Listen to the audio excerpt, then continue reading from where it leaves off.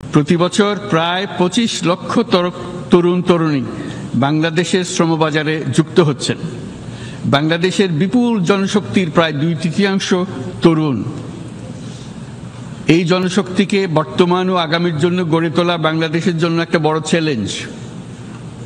ক্রমপরিবর্তনশীল কর্মজগতে একজন তরুণকে প্রতিনিয়ত নতুন দক্ষতা অর্জন করতে হয়। এই কর্মপরিবেশের সাথে মানিয়ে নেওয়া শিখতে হয়। এই জন্য বাংলাদেশ যখন মধ্যম আয়ের দেশ হিসেবে উন্নতি হচ্ছে, তখন আমরা শিক্ষা এবং প্রযুক্তিগত সহায়তা লাভের উপর বিশেষ জোর দিচ্ছি।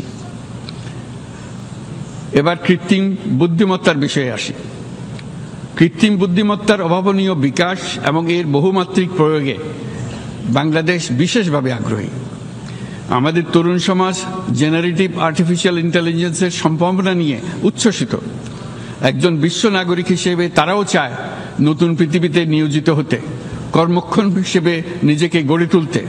বাংলাদেশের মতো বৃহৎ তরুণ জনগোষ্ঠীর দেশ যাতে কৃত্রিম বুদ্ধিমত্তার প্রয়োগজনিত অর্জিত সুফল থেকে পিছিয়ে না পড়ে, বিশ্ব সম্প্রদায়কে তা নিশ্চিত করতে হবে।